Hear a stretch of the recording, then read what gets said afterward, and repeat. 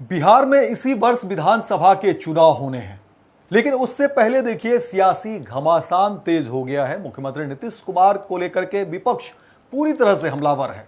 मुख्यमंत्री नीतीश कुमार के ऊपर कई तरह के आरोप लगाए जा रहे हैं। यहां तक भी कहा जा रहा है कि देखिए मुख्यमंत्री नीतीश कुमार अब खटारा गाड़ी की तरह है। नेता प्रतिपक्ष तेजस्वी यादव ने आरोप लगाते हुए कहा है कि देखिए जिस तरह से 15 वर्षों तक अगर कोई गाड़ी हो जाती है, पुरानी हो जाती है, तो उसे हम बदल देते हैं, तो फिर सरकार भी देखिए 20 वर्षों की हो गई है। मुख्यमंत्री नीतीश कुमार बिहार की सत्ता पर लगातार 20 वर्ष तक रहे हैं। ऐसे में जरूरत है कि सरकार को बदलिए। और भी कई सारी बातें, इस पर पूरी चर्चा करेंगे। हमारे साथ हमारे सहयोगी हैं विवेकानंद जी। विवेका जी, जिस तरह की तस्वीर बिहार की निकलकर सामने आ रही है, एक के बाद एक विपक्ष के हमले हो रहे हैं। नेता प्रतिपक्ष तेजस्वी यादव भी लगातार मुख्यमंत्री नीतीश कुमार पर सीधे हमले करते हुए कहते हैं कि देखिए कई तरह के वो आरोप लगाते हैं और कहते हैं कि देखिए एक ही फसल अगर बार बार किसान खेत में लगाते हैं तो फसल जो है अच्छी नहीं होती है, पैदावार कम हो जाती है। ऐसे में बीज बदलने की बात, खटा गाड़ी और तमाम तरह के जो है उदाहरण के रूप में वो बताते रहे हैं। क्या है बिहार की ताज़ा तस्वीर को आप किस तरह से देखते हैं? देखिए, यह तो सही है कि मुख्यमंत्री के तौर पर नीतीश कुमार का यह 20वां साल, बीच का अगर जीतन राम मांझी को छोड़ दिया जाए तो 20वां साल है। तो 2005 से लेकर के 2025 इस दौरान लगभग 20 साल हुए। इस दौरान सत्ता पक्ष कहता है, जेडीयू के नेता दावे करते हैं, मुख्यमंत्री नीतीश कुमार दावे करते हैं कि हमने बिहार को शून्य से लेकर के शिखर पर पहुंचाया। यानी कि आज अगर बिहार जो कुछ भी है वो इन 20 सालों में हुआ है। 2005 से पहले यानी कि 1990 और 2005 का जो कार्यकाल था, जिसमें लालू और राबड़ी मुख्यमंत्री थी, तो इस दौरान बिहार में विकास नहीं हुआ, बल्कि बिहार जहां था उस जगह से और पीछे चला गया। मुख्यमंत्री नीतीश कुमार बार बार इस बात का उल्लेख करते हैं कि पहले बिहार की क्या स्थिति थी।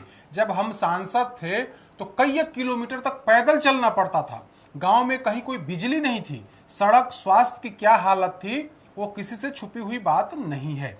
तो यानी कि नीतीश कुमार यह कहते हैं कि 2005 के बाद चाहे सड़क की बात हो, स्वास्थ्य की बात हो, शिक्षा की बात हो, रोजगार की बात हो, लॉ एंड ऑर्डर की बात हो, इन तमाम बिंदुओं पर हमारी सरकार ने, चाहे वो अल्पसंख्यक कल्याण की बात हो, दलितों के उत्थान की बात हो, पिछड़े अति पिछड़ों के सम्मान की बात हो, महिलाओं को आगे बढ़ाने की बात हो, इन तमाम विषयों पर, इन तमाम मुद्दों पर कहीं ना कहीं हमारी सरकार यानी कि बिहार नीतीश कुमार की सरकार ने काम किया, ऐसा दावा जेडीयू को लोग करता है। तो यह तो दावा हो गया सत्ता पक्ष का। अब दूसरी तरफ आइए विपक्ष का। विपक्ष का कहना है, अभी आप देखेंगे तो तेजस्वी यादव एक दिन 2 दिन बीच करके क्राइम बुलेटिन जारी करते हैं। कल भी उन्होंने क्राइम बुलेटिन जारी किया था और उनका सीधा मतलब क्राइम बुलेटिन जारी करके नीतीश कुमार की सरकार को कटघरे में खड़े करते हैं और कहते हैं कि आप पूर्व के कार्यकाल को जंगल राज कहते थे और अभी क्या हो रहा है। आप देखिए हर जिले, हर मुफस्सिल जो क्षेत्र हैं, चाहे वो प्रखंड हो या फिर अनुमंडल क्षेत्र हो, वहां पर क्राइम का ग्राफ बहुत ज्यादा बढ़ा हुआ है। अपराधी बेलगाम हैं, अपराधियों का मनोबल हाई है और पुलिस हमेशा पिट रही है।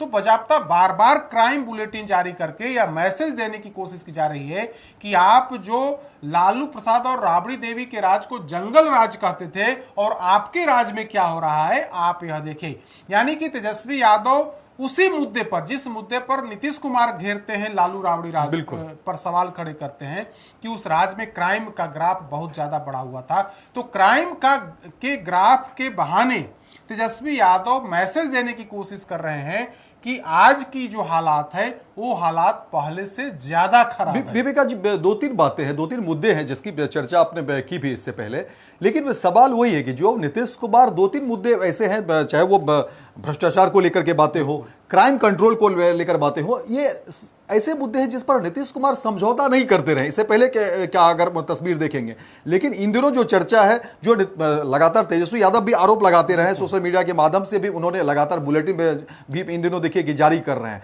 तो ऐसे में क्या नीतीश कुमार को डिफेंड करना कितना मुश्किल होगा, क्योंकि नीतीश कुमार की पहचान ही वही है कि भ्रष्टाचार के खिलाफ जो है उनका उदय ही हुआ था, या इस तरह की बातें दिखती है, हमेशा वो हर मंच से कहते भी रहे हैं।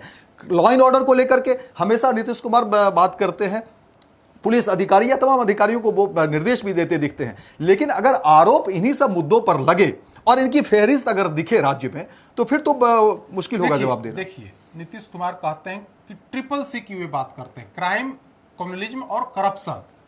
कहते हैं कि वे न किसी को फंसाते हैं न किसी को बचाते हैं, और जहां तक सांप्रदायिक दंगा हिंदू मुस्लिम के बीच जो विवाद है, हम उसमें भी कहीं कोई हमारी सरकार शामिल नहीं होती, बल्कि अगर दंगा फसाद होता है तो सरकार सख्ती से निपटती है। क्राइम की बात हमने चर्चा की, करप्शन की बिहार में क्या स्थिति है आप देखेंगे तो बिना पैसे लिए कोई काम नहीं होता। यानी कि सुशासन का राज दिखाने भर है। सुशासन ही राज में इस कदर भ्रष्टाचार है कि आप जाइए, अगर बड़े से बड़े अधिकारी भी आम आदमी बन करके जाएंगे तो उनका काम बिना चढ़ावा के नहीं होता। यही सच्चाई है। थाना, ब्लॉक, अंचल, बिल्कुल इन जगहों पर की सच्चाई यही है कि और सरकार के मंत्री भी, अगर सत्र के दौरान देखे होंगे, सरकार के मंत्री भी इन सब चीजों पर, मुद्दों पर बोलते रहे। देखिए, सत्ता पक्ष के तमाम विधायकों से मतलब बिना कैमरा पूछेंगे तो वे तमाम विधायक कहते हैं कि बिना पैसा के, अगर आज की तारीख में हम लोग सरकारी पक्ष में है, यानी कि सत्ता पक्ष में है, फिर भी बिना पैसे के एक काम नहीं होता। यानी कि इस कदर भ्रष्टाचार है कि बिना चढ़ावा दिए, बिना वसूली कराए कोई काम नहीं होता। अगर अदना सा काम लेकर के अगर आप भी चले जाएंगे तो अगर आपको पत्रकार नहीं जान रहा है तो आपसे सबसे पहले पैसे की डिमांड हो। बिना पैसे के कुछ नहीं होता। यह तो सच्चाई है, यह तो बिहार की जनता देख रही है, समझ रही है और भुगत रही है। तो वही मुद्दा विपक्ष के लोग उठा रहे हैं। सत्ता पक्ष के विधायक भी अपनी दल की मीटिंग में इस बात को उठाते हैं कि भाई भ्रष्टाचार पर, इस कदर भ्रष्टाचारियों का मनोबल बढ़ा हुआ है, इस कदर बिहार में अफसरशाही है कि बिना पैसे लिए तो कुछ होता ही नहीं है। तो भ्रष्टाचार की जो बात होती थी, ठीक है, संस्थागत भ्रष्टाचार नहीं है, लेकिन आरोप कहीं ना कहीं बड़े लोगों पर लग रहा है। आप देखेंगे कि तेजस्वी यादव क्या कहते हैं कि बिहार में डीके टैक्स की वसूली हो रही है। वो डीके टैक्स कहा जाता है कि एक रिटायर्ड अधिकारी के नाम पर डीके टैक्स रखा गया है और बिना चढ़ावा दिए हुए कुछ काम नहीं होता है। तो आप देखेंगे तो डीके टैक्स के बहाने कहीं ना कहीं तेजस्वी यादव नीतीश कुमार को ही घेर रहे हैं। कहते हैं कि उनके अगल बगल के लोग डीके टैक्स चला रहे हैं। तो भाई, ये डीके टैक्स क्या है?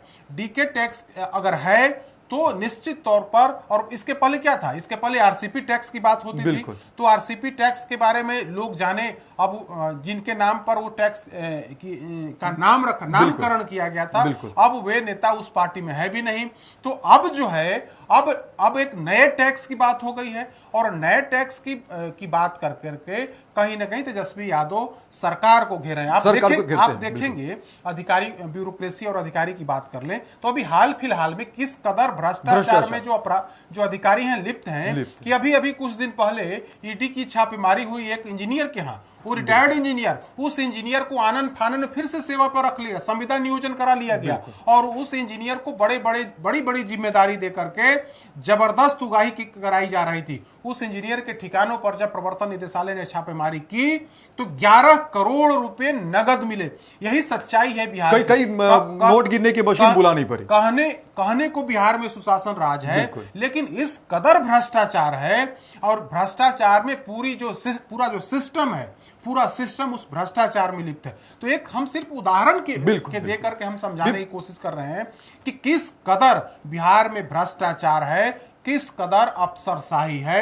इसका एक नमूना दिखा कि उस अधिकारी को फिर से सेवा में लाने के लिए बड़े अधिकारी लगे हुए थे। तो समझिए कि जो कमीशन का जो खेल है, पहले जीतन राम मांझी कहते थे कि यहाँ पर दूसरे तरह का टैक्स लगता है, यहाँ पर एस्टीमेट घोटाला होता है। तो घोटाला तो होता ही है। यहाँ अपने लोगों को सेट करने के लिए किसी भी हद तक जो बड़े अफसर हैं वे जा सकते हैं। बिल्कुल, सवाल वही है विवेका जी कि देखिए, अब चुनाव सामने है, और जो नीतीश कुमार 20 वर्ष सत्ता में ये बात कहते हुए दिखते हैं, और हमेशा वो कहते हैं, और उसी के लिए देखिए नीतीश कुमार जंगल राज और तमाम लालू राबड़ी की सरकार पर जो है हमला करते हुए बिहार में सत्ता में रहे और लगातार 20 वर्षों तक वो राज किए। लेकिन सवाल वही है कि वही नीतीश कुमार अगर इन तमाम उलझनों में अगर फंसते दिखेंगे, ये तमाम आरोपों में अगर घिरते दिखेंगे, तो फिर बिहार की तस्वीर क्या बदलेगी? क्योंकि नीतीश कुमार को लेकर के लगातार तेजस्वी यादव हमला तो करते ही रहे हैं।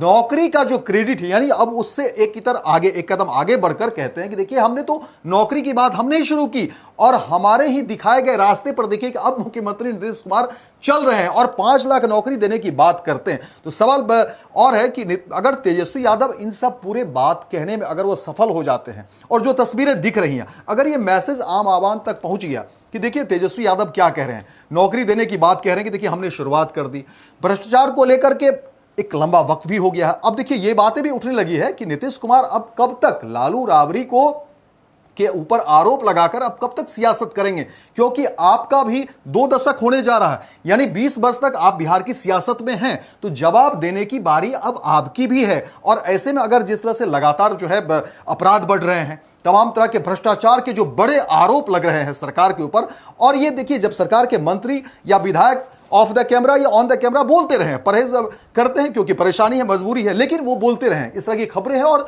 आम आदमी को जूझना पड़ता है, भुगतना तो आम आदमी को ही पड़ता है। अगर इस तरह की बातें अगर हर जगह पहुंच रही है चीजें और विपक्ष लगातार हमलावर है, तो फिर बिहार की सियासत में क्या बड़ा फेरबदल होंगे? देखिए यह तो सच्चाई है ना कि बिहार की सरकार, नीतीश कुमार की सरकार करप्शन और क्राइम पर घिरी हुई है। बिल्कुल। करप्शन, आप जीरो टॉलरेंस की बात करते हैं, लेकिन करप्शन इस कदर है, जैसा कि हमने पहले चर्चा की, तो उस पर घिरी हुई है। क्राइम पर भी सरकार घिरी हुई है। आप देखेंगे कि एक नए तरह का ट्रेंड पैदा हो गया, बालू माफिया पैदा हो गए हैं, दारू माफिया पैदा हो गए हैं, और इन्हीं लोग और जमीन माफिया, 3 तरह के माफिया बिहार में अभी चल रहे हैं। दारू माफिया, जमीन माफिया और भूमि माफिया। ये इन 3 माफियाओं ने एक समानांतर व्यवस्था, समानांतर सरकार ये लोग चला रहे हैं, एक समानांतर सिस्टम इन लोगों ने खड़ा कर लिया। और यह सब कुछ, ये तीनों जो माफिया हैं, कहीं ना कहीं नीतीश कुमार के राज में ही तीनों माफिया पैदा हुए। हर गांव में, हर ब्लॉक में अगर आप चले जाइएगा तो 2, 4, 10 बड़े माफिया हैं जो सीधे तौर पर पुलिस को, शासन को खुली चुनौती दे रहे हैं। तो यह तो निश्चित तौर पर इन तमाम, और इससे परेशान कौन है? आम पब्लिक परेशान है, और इस वजह से लोगों में गुस्सा है, सरकार के प्रति गुस्सा है। तो इन सारी बातें तो हैं ही। और आपने नौकरी की बात कर ली, तो निश्चित तौर पर 2020 विधानसभा चुनाव में तेजस्वी यादव ने इसे जोर शोर से उठाया था कि अगर हमारी सरकार बनी तो मतलब पहली कैबिनेट में ही, पहले दस्तखत से हम इतने लाख नौकरी देंगे, हम नौकरी और रोजगार देंगे। खैर, तेजस्वी यादव सरकार में नहीं आए, नीतीश कुमार यानी कि एनडीए की सरकार बनी। एनडीए की सरकार बनी तो यह सच्चाई है कि पहली कैबिनेट में नीतीश कुमार ने 10 लाख नौकरी और 10 लाख रोजगार देने को लेकर के एक ब्लूप्रिंट, एक प्रिंट तैयार किया, इस पर कैबिनेट से मुहर लगाई। उसके बाद उस पर काम शुरू हुआ। 2022 में तेजस्वी यादव सरकार में आ गए, भारतीय जनता पार्टी सरकार से बाहर हो गई। तेजस्वी यादव जब सरकार में आए तो उस मुद्दे को, अपना जो एजेंडा था, जो 2020 में जो घोषणा पत्र जारी किया था, उस घोषणा पत्र को के तहत काम करने लगे, बताने लगे कि देखिए हम सरकार में आए हैं तो हम नौकरी बांटना हमने शुरू किया है। इस दौरान शिक्षकों की बहाली, सिपाही बहाली वगैरह कुछ बहालियां हुई। तो अब उसी को वे भुना रहे हैं कि देखिए हम जब सरकार में आए तो हमने बड़ी संख्या में लोगों को, लाखों लोगों को नौकरी दी है, जबकि नीतीश कुमार तो 2005 से सरकार में है, लेकिन इन्होंने नौकरी देने का काम नहीं किया। जब वे डिप्टी सीएम बने तो उन्होंने शिक्षकों की बहाली कराई, बड़ी संख्या में लाखों सिपाहियों की बहाली हुई, पुलिस में बहाली हुई, कई अन्य डिपार्टमेंट में भी बहाली हुई। तो इसमें नीतीश कुमार का कोई योगदान नहीं है, बल्कि मैं जब सरकार में शामिल हुआ, हम जब डिप्टी सीएम बने, हमारी पार्टी जब सरकार में आई, तब हमने बिहार के बेरोजगारों, नौजवानों को सरकारी पक्की नौकरी तो दी ही, साथ ही रोजगार दिया। तो एक बड़ा मुद्दा है, वे क्राइम, करप्शन और रोजगार और नौकरी के मुद्दे पर कहीं ना कहीं सरकार को घेर रहे हैं। और यही वजह है कि नीतीश कुमार की सरकार हर बार इस बात को कह रही है कि हम बड़ी संख्या में, हम 12 लाख, इन 5 सालों में 2020 से 25 तक हम 12 लाख लोगों को नौकरी देंगे। 10 लाख से अधिक लोगों को हमने नौकरी दे दी है, और बाकी का जो बचा हुआ है हम विधानसभा चुनाव से पहले दे देंगे। आप इसको डर समझिए, तेजस्वी यादव का डर ही समझिए। कल ही कैबिनेट की बैठक हुई, उसमें 27,000 नए पोस्ट क्रिएट किए गए हैं, जो यह बता रहा है कि नीतीश कुमार और एनडीए का खेमा डरा हुआ है। क्योंकि तेजस्वी यादव बार बार हर जनसभा में कहते हैं कि अगर उनकी सरकार बनी तो हम फिर से बड़े पैमाने पर लोगों को रोजगार नौकरी देंगे। और जो वर्तमान की में जो नौकरी दी जा रही है उसमें बीजेपी और नीतीश कुमार का कोई योगदान नहीं है, बल्कि हमने इस मुद्दे को उठाया, सरकार में आए तो हमने इसकी नौकरी दी और उसी रास्ते पर अब वर्तमान की जो सरकार है वो चल रही है। तो आप कह सकते हैं कि 2025 के विधानसभा चुनाव में इन तीनों मुद्दों पर तेजस्वी यादव निश्चित तौर पर सरकार को अभी से ही घेरते हुए दिख रहे हैं और चुनाव प्रचार में तो इन तमाम मुद्दों को जोर शोर से उठाएंगे। तो देखिए विवेका जी तमाम बातों का खंडन कर रहे थे और जाहिर तौर पर एक और मुद्दे हम इसमें जोड़ देते हैं। तेजस्वी यादव ने यह भी कहा कि देखिए जब भी हमारे साथ मुख्यमंत्री नीतीश कुमार रहे या हमारी साझा सरकार रही, उस समय परीक्षा के दौरान जो भी इस तरह की बातें आती है, विसंगतियां सामने आती है या जो भी बातें आती हैं वो भी नहीं हुई थी। लेकिन फिर देखिए जैसे ही हम सरकार से हटते हैं तो उस दौरान भी जो है छात्रों के साथ छल किए जाते हैं, तमाम तरह की बातें। लेकिन कुल मिलाकर के लबोलबाब यही कि बिहार की राजनीति में इन दिनों नीतीश कुमार के ऊपर तमाम तरह के आरोप लग रहे हैं, हमले हो रहे हैं और कहा जा रहा है कि देखिए पर्दे के पीछे से सरकार कोई और चला रहा है।